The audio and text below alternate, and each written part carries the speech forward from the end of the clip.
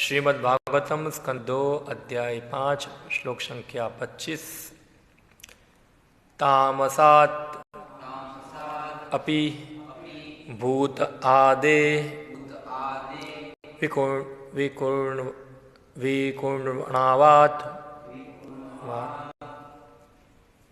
विकुण्वाणात् अभूत नभः तस्य मात्रा गुण शब्दः लिंगम यत् दृश्यो तामसादपि भूतादेर् विकुर्वाणादभुन्नभः तस्य मात्रा गुणः शब्दो लिंगम यदृष्टदृश्यो। तामसात् मिथ्या अहंकार के अंधकार से, अपि निश्चय ही, भूत आदे भौतिक तत्वों का, विकुर्वाणात् रूपांतरण के कारण अभूत उत्पन्न हुआ, नभः आकाश, तस्य उसका मात्रा सूक्ष्म रूप, गुणः गुण, शब्दः ध्वनि, लिंगम लक्षण, यत् जो, दृष्टा, दृश्यो देखे गए का। अनुवाद एवं तात्पर्य कृष्ण कृपा मूर्ति अभय चरणारविंद भक्तिवेदांत स्वामी श्री प्रभुपाद द्वारा। मिथ्या अहंकार के अंधकार में 5 तत्वों में से पहला तत्व आकाश उत्पन्न होता है। उसका सूक्ष्म रूप शब्द का गुण है। ठीक उसी प्रकार जिस तरह दृष्टा का दृश्य से संबंध होता है। तात्पर्य, 5 तत्व जिनके नाम आकाश, वायु, अग्नि, जल तथा पृथ्वी है, वे सभी मिथ्या अहंकार के अंधकार के ही विभिन्न गुण हैं।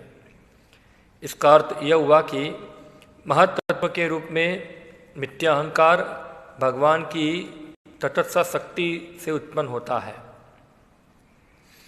और भौतिक सृष्टि पर प्रभुत्ता जताने के इस मिथ्या अहंकार के कारण ही जीव के मिथ्या भोग के लिए सारे अवयव उत्पन्न होते हैं। जीव भोक्ता के रूप में भौतिक तत्वों के ऊपर प्रधान आधिपत्य जताने वाला बना रहता है। यद्यपि पृष्ठभूमि में परमेश्वर रहते हैं, वास्तव में भगवान के अतिरिक्त अन्य कोई भोक्ता नहीं कहा जा सकता। लेकिन जीव झूठे ही भोक्ता बनना चाहता है। मिथ्या अहंकार का यही मूल है। जब मोहग्रस्त जीव इसकी इच्छा करता है, तब भगवान की इच्छा से छाया तत्व उत्पन्न होते हैं और जीवों को उसके पीछे उसी तरह दौड़ने दिया जाता है जिस तरह मृग मरीचिका के पीछे मृग। यह कहा गया है कि पहले ध्वनि तन्मात्रा उत्पन्न होती है और उसके बाद आकाश तत्व निर्माण होता है।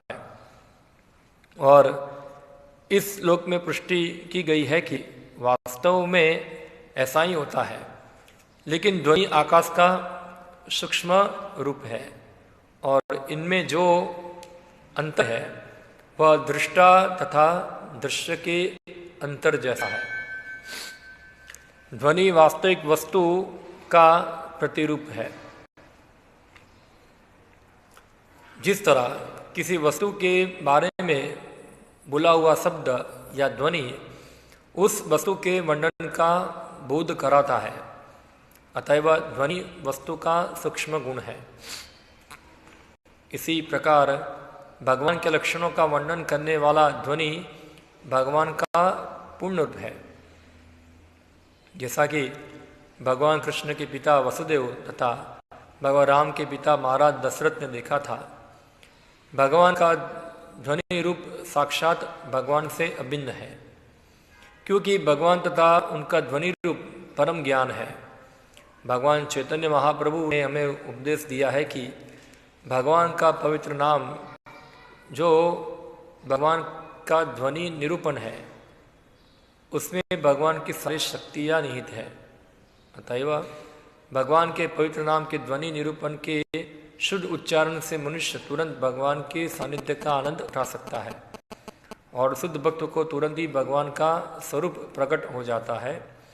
अतएव शुद्ध भक्त भगवान से एक क्षण के लिए भी विलग नहीं होता। अतएव जो भक्त निरंतर भगवान के संपर्क में रहने की कामना करता है तो उसे शास्त्र द्वारा अनुमोदित भगवान के पवित्र नाम हरे कृष्णा कृष्णा कृष्णा हरे हरे, हरे राम राम राम हरे हरे का कीर्तन करना चाहिए। जो इस प्रकार भगवान का सानिध्य प्राप्त कर लेता है वह निश्चित रूप से मिथ्यांकार से उत्पन्न जगत के अंधकार से उबर आता है। तमसो मां ज्योतिर्गमया। ओम ज्ञानतिमिरन्धस्य ज्ञानञ्जनशलाकया चक्षुरुन्मिलितं येन तस्मै श्रीगुरुवे नमः। श्रीचैतन्यमनोभीष्टं स्थापितं येन भूतले स्वयं रूपः कदा मह्यं ददाति स्वपदान्तिकं। वन्देऽहं श्रीगुरो श्रीयुतापदकमलं श्रीगुरुन् वैष्णवांश्च श्रीरूपं साग्रजातं सगणरघुनाथान्वितं त्वं सजीवं साद्वैतं सावधूतं परिजनसहितं कृष्णचैतन्यदेवं श्रीराधाकृष्णपादान् सहगणललिता श्रीविशाखान्वितांश्च श्रीकृष्णचैतन्य प्रभु नित्यानंद श्री अद्वैत गदाधर शिवासादि गौरभक्तवृंद। हरे कृष्णा कृष्णा कृष्णा हरे हरे, हरे राम राम राम हरे हरे। हरे कृष्ण। तो ब्रह्मा जी यहाँ भौतिक सृष्टि कैसे बनी उसका विश्लेषण कर रहे हैं। यहाँ बड़े बड़े साइंटिस्ट लोग जो होते हैं सृष्टि का विश्लेषण करने का प्रयत्न करते हैं, मगर वो कारण को जान पाते नहीं है। यहाँ हम देखते हैं कि ब्रह्मा जो है डिटेल के अंदर पूरा सृष्टि क्यों बनी, कैसे बनी, ये सब वर्णन कर रहे हैं। देखो ये सृष्टि जो है उसमें टोटल 24 तत्व है। 5 जो है वो पंचमहाभूत, इसमें पृथ्वी अग्नि जल वायु आकाश। 5 जो है जो इंद्रिया है, कर्म इंद्रिय है। 5 जो है वो ज्ञान इंद्रिय है। और 5 जो है तन्मात्राएं हैं। और एक है मन बुद्धि मिथ्याहंकार। और 24वां जो है वह है महत्तत्व। और 25वां आत्मा और 26वां परमात्मा। आत्मा परमात्मा भौतिक नहीं है, मगर ये 24 जो है वो भौतिक है। तो ये वह सृष्टि जो है ये 24 तत्वों के अलावा और कुछ है नहीं। हाँ, इसको हम समझ सकते हैं। इवन हमारा शरीर जो है, हमारे शरीर के अंदर भी 24 तत्व है। जैसे हम देखते हैं, एक उदाहरण आपको देता हूं मैं। एक सोने की खान है। एक सोने की खान जो होगी उसमें सोने का जत्था क्या होगा, बहुत ज़्यादा होगा। और वही सोने के जत्थे में से सोना निकाल कर क्या करते हैं, अलग अलग आकार के क्या बनाते हैं, जो ऑर्नामेंट है, आभूषण है, उसको बनाते हैं। उस सोने का स्टॉक होता है, उसमें से अलग अलग सोना बनाते हैं। तो इसी प्रकार भगवान जो है शुरुआत के अंदर ये 24 तत्वों को बना के रख दिया। हाँ, सब स्टॉक पड़ा हुआ है गोडाउन के अंदर। और फिर ब्रह्मा क्या करते हैं, सभी चीज़ों को लेकर उसको क्या देते हैं, एक आकार प्रदान करते हैं। तो जो हमारे शरीर में है वही ब्रह्मांड में है, और जो ब्रह्मांड में है वो हमारे शरीर में है। दोनों में कोई अंतर नहीं है, क्योंकि सभी तत्व जो है वही है। तो वहां से तो ये सब क्रिएशन जो होता है वो सबसे पहले भगवान द्वारा होता है, और भगवान सबका स्टॉक बना के रख देते हैं। 5 महाभूत है, 5 इंद्रियां है, 5 तन मात्राएं हैं, सब कुछ क्रिएट हो जाता है। और फिर ब्रह्मा जो है सब में से थोड़ा थोड़ा लेकर सबको क्या करते हैं, एक शेप प्रदान करते हैं वहां। तो ये जो क्रिएशन जो है, ये जो भगवान द्वारा बनाया गया 24 तत्व जो है वो सब जड़ है, जड़ वस्तु है। हाँ, और उसका सर्जन का जो कारण है, मीन्स उत्पन्न हुआ है, वह है अज्ञानता, इग्नोरेंस। यह लिखा है तमसाद अपि भूतादे, तो अंधकार के कारण, अंधकार में, अंधकार तमसा यानी कि इसका एक अर्थ प्रभु ने लिखा है मिथ्या अहंकार। मिथ्या यानी कि झूठा, और अहंकार यानी कि व्यक्ति का खुद का अस्तित्व, उसको अहंकार कहते हैं। अहंकार यानी कि मैं हूं, अहम, मैं हूं, इसको अहम कहते हैं। तो अहम यानी कि हमारा अस्तित्व बताता है, और मिथ्या अहंकार यानी कि हमारा गलत अस्तित्व बताता है, उसको मिथ्या अहंकार कहते हैं। तो क्या होता है कि जो जीव का सही अस्तित्व है, जो यहाँ श्री प्रभा जी बताते हैं, वो है भोग्य। क्या है? वो जीव का रियल अस्तित्व है, वो भोग्य है।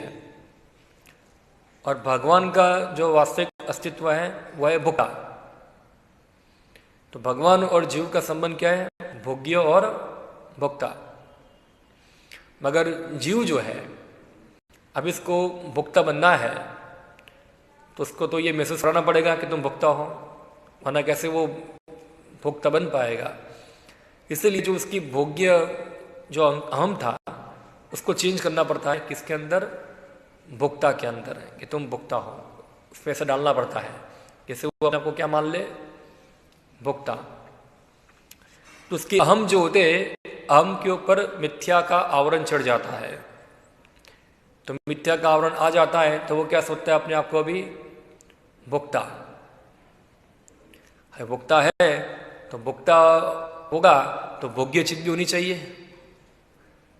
भोग्य तो खुद वो है, तो फिर कैसे वो भोग्य वस्तु को कैसे जान पाएंगे वहां? तो क्या होता है कि भगवान जो मिथ्या भोक्ता बना हुआ है उसके भोग के लिए, हाँ, वही एक चीज बनाते हैं ये सब तत्व से, जिसका वो क्या कर पाए? उपभोग कर पाए। तो देखिए ये सब तत्व जो है रियल में भगवान के धाम में होते हैं, और सब चेतनमय है। वहाँ ही पृथ्वी है, वहाँ भी अग्नि है, वहाँ ही वायु है, वहाँ भी आकाश है। मन, बुद्धि, अहंकार, इंद्रिया सब जो है, सब वैकुंठ के अंदर, भगवान के धाम के अंदर चित्तमय है, चित्तमय है, पूर्ण ज्ञानमय है, आनंदमय है, सनातन है। हाँ, वो सब अपने अपने रूप में वहाँ निवास करते हैं। वहाँ जड़ चीज है नहीं। अभी क्या होता है कि फिर इस सृष्टि का निर्माण करना होता है, तो उसका ही एक डुप्लीकेट, एक छाया स्वरूप जो है ये जगत के अंदर बनाना पड़ता है। जगत निर्माण होता है, सबसे पहले धीरे धीरे एक क्रिएशन आगे बढ़ता है। जैसे हम देखते हैं कि हम कोई पेड़ उगाते हैं तो बीज में से क्या निकलता है? सबसे पहले एक पौधा छोटा निकलता है, अंकुर निकलता है। फिर जैसे पोषण होगा तो बीज क्या होगा? धीरे धीरे वो उससे बड़ा पेड़ बन जाता है। तो ऐसे सृजन भी इस प्रकार से ही है। तो क्या होता है? सबसे पहले मिथ्या अहंकार, मिथ्या अहंकार बना है महत्त्व से। महत्त्व कहाँ से आया? बोला प्रधान से आया। प्रधान कहाँ से आया? बोला भगवान से आया, महाविष्णु से आया। तो महाविष्णु से प्रधान, प्रधान से महत्त्व, और महत्त्व यानी कि जो प्रधान अव्यक्त अवस्था में था। जैसे हम देखते एक पानी होता है, हम पानी को देख पाते हैं। जब पानी को गर्म करेंगे तो क्या होगा?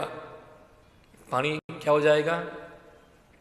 भाप बन जाएगा। यानी कि पानी को हम देख सकते नहीं। अभी पानी क्या हो गया? वो अव्यक्त हो गया।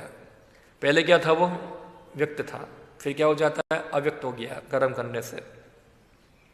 उसी प्रकार प्रधान जो है वो अव्यक्त अवस्था में होता है, फिर वो व्यक्त होता है, और जब व्यक्त होता है तो फिर उसके अंदर कोई रूपांतर करना होता है, फेरफार करना होता है।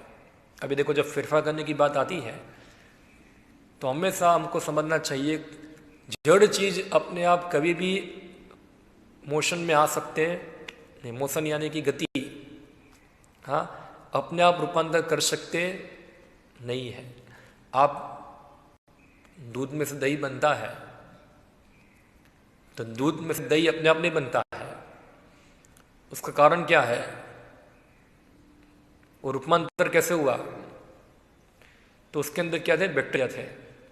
वो बैक्टीरिया ने क्या कर दिया? दूध को दही बना दिया। या हम दूध में से पनीर बनाते हैं तो कैसे होता है? अपने आप होता है नहीं। उसके अंदर अब नींबू डालेंगे तो क्या हो जाएगा? वो पनीर बन जाएगा। रूपांतर हुआ किसका? दूध का। उसी प्रकार महत् तत्व जो है वो अपने आप कभी रूपांतर हो सकता नहीं है। हाँ, उसके ऊपर कोई क्रिया करने वाला चाहिए। जैसे दूध में से दही बना तो इस एक कारण बैक्टीरिया था, मगर बैक्टीरिया को उसमें डालना पड़ेगा ना दूध के अंदर, तभी जाके तो बैक्टीरिया दूध बना पाएंगे और दही बना पाएंगे। तो इसी प्रकार से जब महाविष्णु महातत्व के ऊपर देखते हैं, जीवों को क्या करते हैं? वो महातत्व के अंदर स्थापित करते हैं। जीव यानी कि क्रिया, मोशन,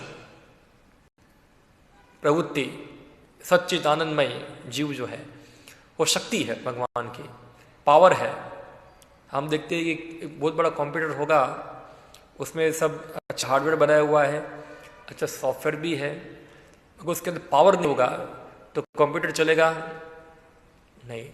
तो जो जीव शक्ति है भगवान की, हाँ, जब भगवान अपनी जीव शक्ति को इस जड़ महत्त्व के अंदर स्थापित करते हैं तभी महत्त्व का क्या होता है? रूपांतर होता है।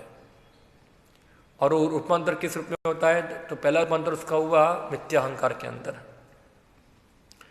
और फिर हम आगे देखा 3 गुण के रूप में भी विभाजन होता है। जो मिथ्या अहंकार भी 3 गुण द्वारा विभाजित होता है, एक सतोगुण, एक रजोगुण और एक तमोगुण। इससे पहले हमने देखा होगा आई थिंक। इस प्रकार आत्मा केंद्रित भौतिकतावादी अहंकार 3 स्वरूपों में रूपांतरित होता है। कितने? 3 स्वरूपों में, सतोगुण, रजोगुण तथा तमोगुण बन जाता है। ये 3 स्वरूप है। पदार्थ को विकसित करने वाली शक्तियां, भौतिक सृष्टियों का ज्ञान तथा ऐसी भौतिकवादी क्रियाओं का मार्गदर्शन करने वाली बुद्धि। तो जो सतोगुणी मिथ्या अहंकार है उससे क्या उत्पन्न होता है?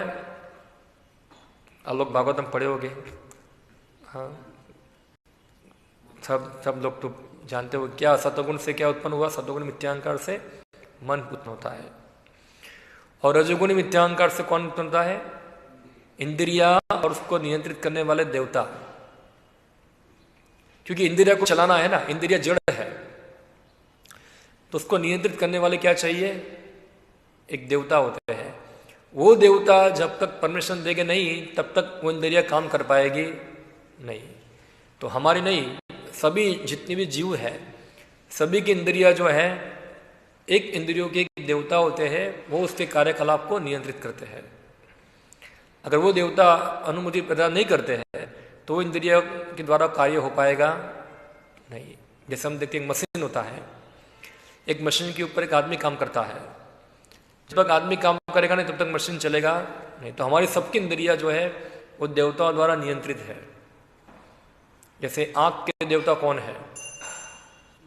सूर्यदेव है। हमारी देखने की प्रवृत्ति को कौन कंट्रोल करता है? सूर्यदेव।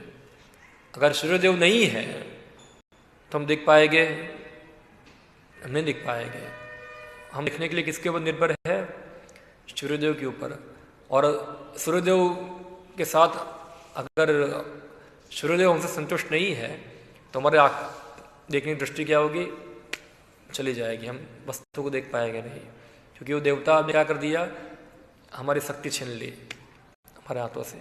तो हम देखते हैं जो लोग देवता की उपासना करते हैं वो लोग जो जो अलग अलग इंद्रियों है उसकी कार्य क्षमता को बढ़ाने के लिए वो देवता से क्या मांगते हैं? वरदान मांगते हैं, जिससे वो विशेष प्रकार का सेंस ग्रेटिफिकेशन जो है वो उसको कर सके, कर पाए वहाँ। तो रजोगुणी जो अहंकार है उससे ये इंद्रिया और उसके देवता उत्पन्न हुए। और तमोगुणी अहंकार जो है उससे क्या उत्पन्न हुआ? उसे पंच महाभूत, और पंच महाभूत के साथ ये 5 तन्मात्राएं उत्पन्न हुई। तो आप देखो ये पूरा क्रिएशन सूक्ष्म स्तर से धीरे धीरे क्या हो रहा है? स्थूल लेवल पे जा रहा है इधर। अभी यह बताया सबसे पहले जो उत्पन्न हुआ तत्व जो था, जो पंच महाभूत में सबसे पहला तत्व उत्पन्न आकाश। और आकाश जो है वो सूक्ष्म, आकाश का सूक्ष्म रूप जो है वो शब्द बताया गया है। हाँ, सब इसका सूक्ष्म गुण बताया गया है आकाश का, यानी कि सटल लेवल में आकाश शब्द रूप में होता है, सूक्ष्म उसका गुण है, स्वभाव है। हाँ, और जब ये आकाश आगे बढ़ा है, जब शब्द होते, शब्द और आकाश मिलकर फिर एक और तत्व बनाते हैं, उसके बाद बनता है पृथ्वी, अग्नि, जल, वायु। वायु बनेगा और वायु के अंदर एक और तत्व आ जाएगा, इसके अंदर स्पर्श करने का भाव उसके अंदर आ जाएगा। ऐसे अलग अलग तत्व इन्वॉल्व होते हैं और आगे बढ़ते हैं। तो यह बताया कि इसका संबंध कैसा है? एक दृश्य और दृष्टा के रूप जैसा संबंध है। इन दोनों को अलग कर सकते नहीं है। अगर कोई दृश्य है तो दृष्टा भी होना चाहिए, और दृष्टा है तो दृश्य भी होना चाहिए। जैसे उदाहरण हम लेते हैं, जैसे हमको भूख लग रहा है, तो भूख लग रहा है इसका मतलब भोजन होना चाहिए, और भोजन है तो उसको खाने वाला भी होना चाहिए। तो इस प्रकार दोनों का क्या है? कनेक्शन है। ये सब थोड़ा हाई लेवल का फिलॉसफी है। इसके बारे में 11वें स्कंद में ज़्यादा आता है, जो भगवान उद्धव को बताते हैं उद्धव गीता के अंदर, खास करके भगवान का हंस अवतार। तो यहाँ हम समझेंगे कि ये जो पदार्थ है यहाँ बताए ये सब जड़ है, जड़ है, और जड़ होने के कारण उसमें किसी प्रकार का इमोशन नहीं है। क्या नहीं है? इमोशन नहीं है। इमोशन यानी कि इसमें कोई थिंकिंग नहीं है, सोचना नहीं है, विचार करना नहीं है, विचार कर सकता नहीं है, और उसके अंदर इच्छा नहीं है। ये सब चीज़ जड़ वस्तु में होता नहीं है, इमोशन नहीं है, इसलिए वो क्या है? वो जड़ है। उससे विपरीत वैकुंठ जगत में जो है सब कुछ क्या है? सब कुछ चिन्मय है। वहाँ हर वस्तु में क्या है? थिंकिंग है, फीलिंग है और विलिंग है। ये 3 चीज वहाँ पाई जाती है। इसलिए इसको क्या बताते हैं? ये जो चीज है वो वहाँ की क्या है? वो परछाई है, उसकी छाया है ये। क्योंकि छाया में देखो आप, जो रियल चीज है वो जब मूव करती है तो उसकी छाया भी क्या करती है? मूव करती है।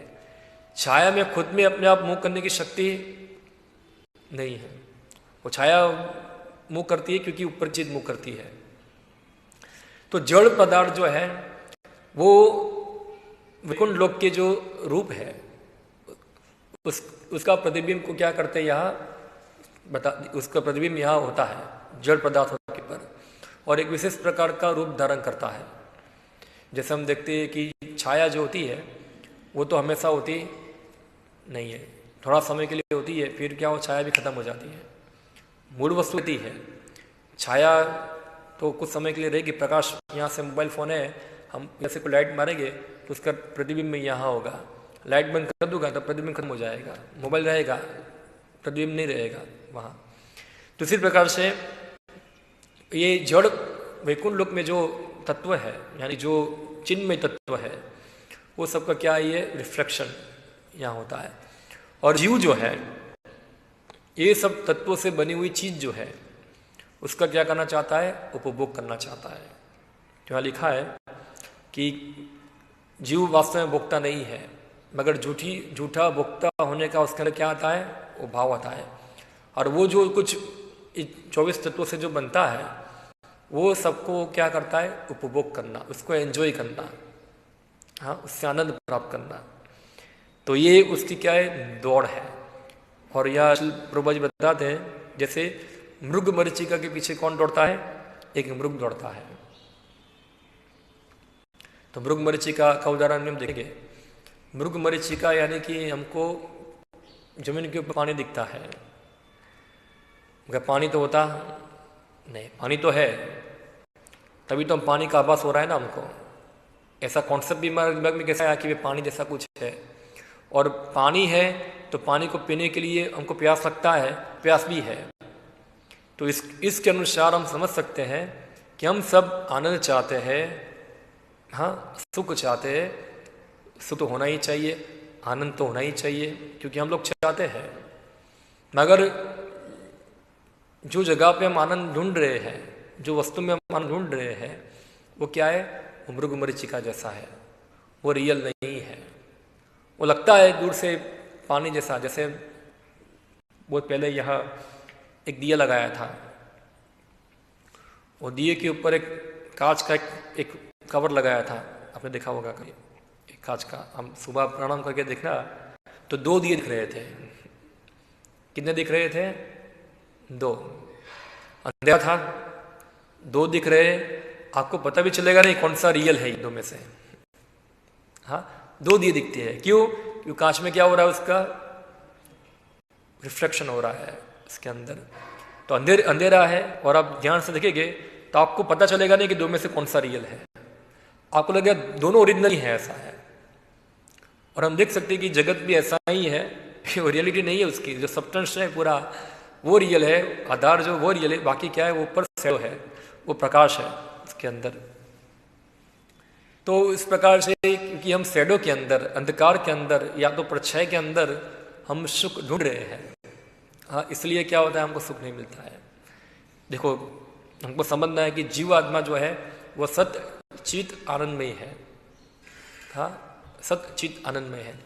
इसलिए जीवात्मा को चाहिए ऐसी वस्तु द्वारा सुख चाहिए जो भी सत्य चित और आनंदमय हो। हम कोई भी चीज लेने जाते हैं, हम दुकान वाले को पूछते हैं कितना दिन चलेगी ये, क्यों? हमको पता है कि ये तो टूटने वाली ही है, मगर हम फिर भी क्या, हमारी इच्छा क्या होती है, कितनी गारंटी है, 10 साल चलेगी, 20 साल चलेगी, 30 साल चलेगी। हम घर बनाते हैं, हम ऐसा बनाते हैं कि 1-2 साल में क्या हो टूट जाए, ऐसा हम क्या बना, परमानेंट घर होना चाहिए, पक्का घर होना चाहिए, टूटे नहीं है ऐसा। हर चीज हम क्या करना चाहते हैं, परमानेंट बनाना चाहते हैं। मगर क्या है कि जड़ चीज जो है उसमें ज्ञान नहीं है, उसमें आनंद भी नहीं है, क्योंकि वो जड़ है। इसलिए क्या होता है कि व्यक्ति को वो जड़ चीजों से जो आदान प्रदान होना चाहिए वो होता नहीं, इसलिए इसको सुख मिलता नहीं है इधर। खास कर कलयुग के अंदर, कलयुग जो है वो खास करके अंधकार का युग है, और ये युग जो है पूरा मशीन का युग है पूरा, हाँ। और सब लोग जो है मशीन के साथ ही जरा सबका क्या होता है, संबंध होता है। और मशीन जैसे हम देखते हैं, अभी तो एक नया आ गया विज्ञान के अंदर, आर्टिफिशियल इंटेलिजेंस, AI उसको कहते हैं।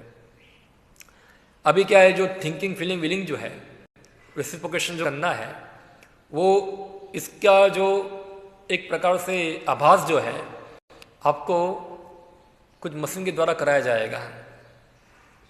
जैसे आपको कोई दुख हुआ तो आप मशीन को जाके बोलेंगे मुझे दुख हुआ, तो मशीन क्या करेगा, आपको चिंता मत करो, सब अच्छा हो जाएगा। अंदर से आवाज आएगी, मशीन से आवाज आएगी, या मशीन आपके सिर के ऊपर हाथ घुमा देगा, ऐसा वैसे।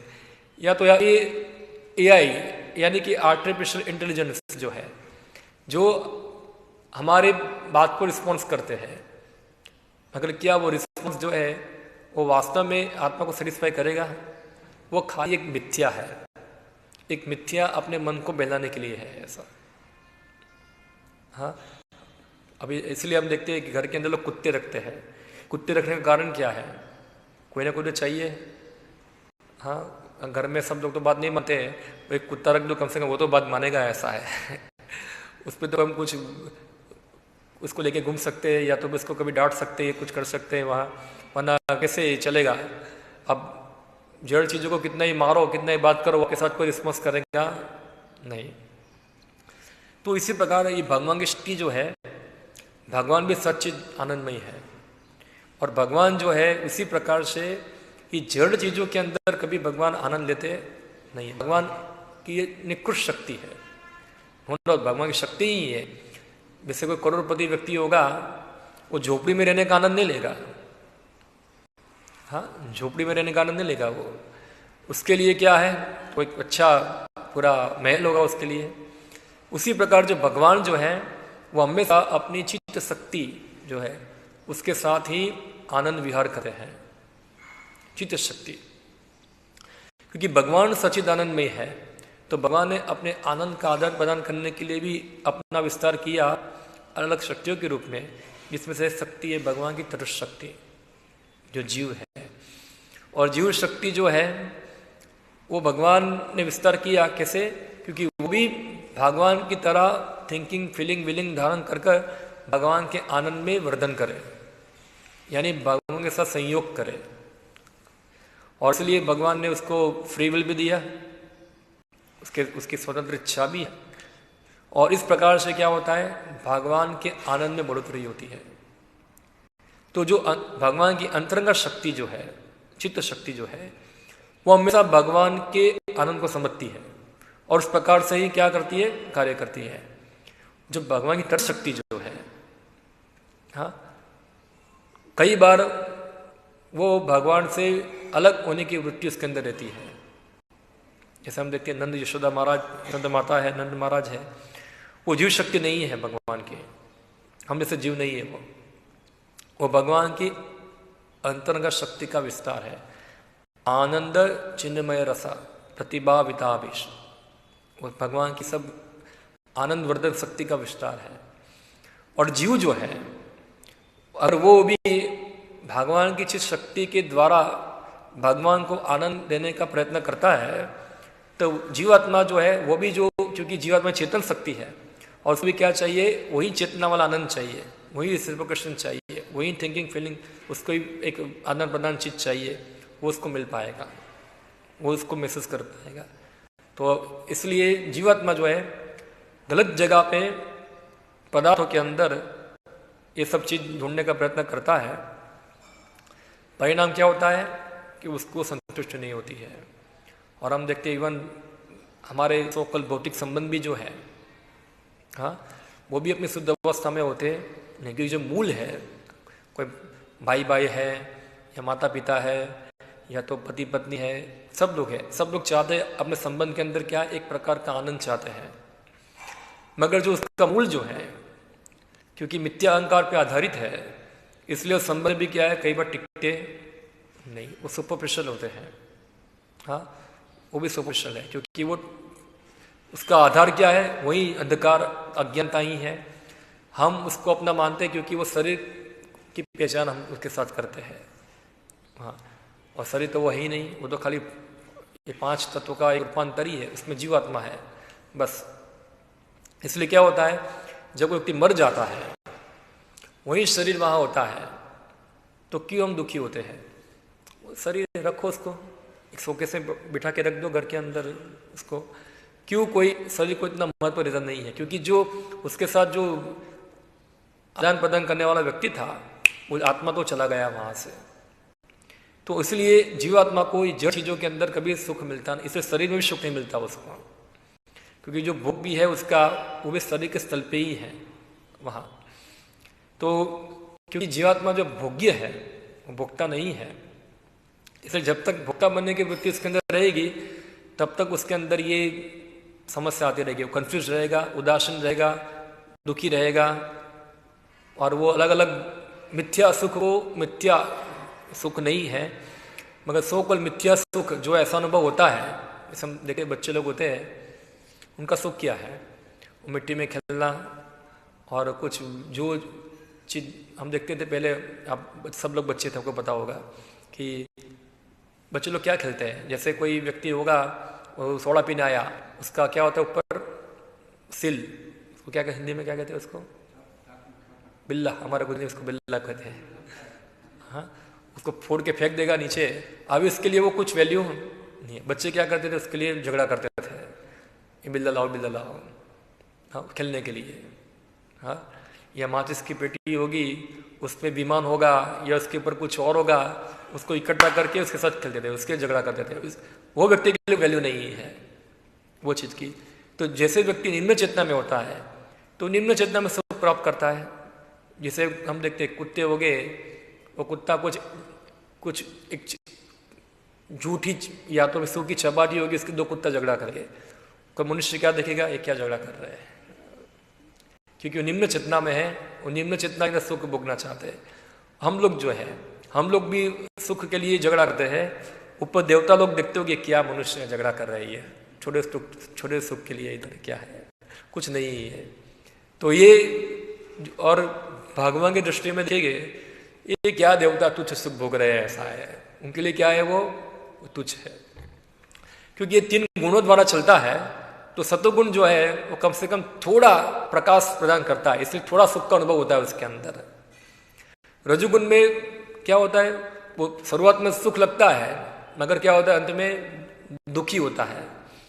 और तमोगुण में क्या है, शुरुआत में दुख है, अंत में भी दुखी है, उसमें कोई सुख का अनुभव होता नहीं। तो ये मिथ्या सुख जो है वो जीवात्मा जगत के अंदर अनुभव करता है। तो जब कोई तमोगुण में है और थोड़ा सत्वगुण का सुख अनुभव हुआ उसको, वो सोचता है क्या हो गया, यही जीवन है, यही सुख है, यही सुख है, यही आनंद है। तो 3 गुण द्वारा क्रिया प्रतिक्रिया चलती है। कभी सत्वगुण में सुख मिलेगा, कभी रजोगुण में मिलेगा, फिर तमोगुण में, मगर अंत में क्या है, जो ओवरऑल क्या है, अंत में दुखी है। वो उसको भ्रमित करना है, मिथ्या भ्रम में डालना है उसको। तो इसलिए ये जगत है, तो इसलिए समझाया है श्री प्रभुपाद ने कि भोक्ता जो है वो भगवान है, जीव भोक्ता नहीं है। और इस प्रकार जीव को अपनी स्थिति को समझना है। और जब जीवात्मा अपनी स्थिति को समझने का प्रयत्न करेगा और अपनी स्थिति के अनुसार कार्य करेगा, तो फिर वो अपनी ये मिथ्या अहंकार से मुक्त हो जाएगा। यही मिथ्या अहंकार से मुक्त होना है। और श्री प्रभुपाद जी बताते हैं कि मिथ्या अहंकार से मुक्त होने का तरीका क्या है। इधर तो प्रभुपाद जी उदाहरण देते हैं, जैसे ध्वनि है, ध्वनि हर वस्तु का विवरण का द्योतक है। जैसे हम बोलेंगे गाय, तो मैं बोलूँगा गाय के ऊपर थोड़ा कुछ बोलूँगा, गाय को 2 सींग होते हैं, गाय को 4 पैर होते हैं, गाय को एक पूँछ होती है, गाय के 4 आंचल होते हैं, गाय की इधर बड़ा मुंह होता है, गाय घास खाती है। अब ये सब विवरण जो है इसे मैं बोल रहा हूँ, तो आपके मन में क्या आ रहा है? हाँ, आपके मन में गाय बन रही है, आप गाय को अनुभव कर पा रहे हैं सूक्ष्म रूप के अंदर। हाँ, आप गाय को समझ रहे हैं क्या है। गाय प्रैक्टिकली यहाँ मौजूद नहीं है, क्योंकि इसका वर्णन जो है उसमें क्या है, गाय सूक्ष्म रूप में क्या है, मौजूद है। हाँ, तो अब इसके बाद आपको चित्र बनाएगा तो गाय को इंगित करेगा। तो इसी प्रकार शब्द जो है भगवान का भी वर्णन शब्द करता है ध्वनि के रूप के अंदर। यहाँ श्री प्रभुपाद जी बताते हैं कि शब्द जो है वो भगवान, ध्वनि जो है जैसे भगवान का नाम है वो ध्वनि है, वो भी क्या है, भगवान का ही सूक्ष्म वर्णन करता है शब्द के रूप के अंदर, सरल फॉर्म ये है। तो अगर कोई व्यक्ति ध्वनि को ग्रहण करता है तो फिर क्या होगा, वो ध्वनि के माध्यम से वो भगवान को उसके पूर्ण रूप में देख पाएगा, सुन पाएगा। खाली यही माध्यम से, ध्वनि के द्वारा ही समझ पाएगा।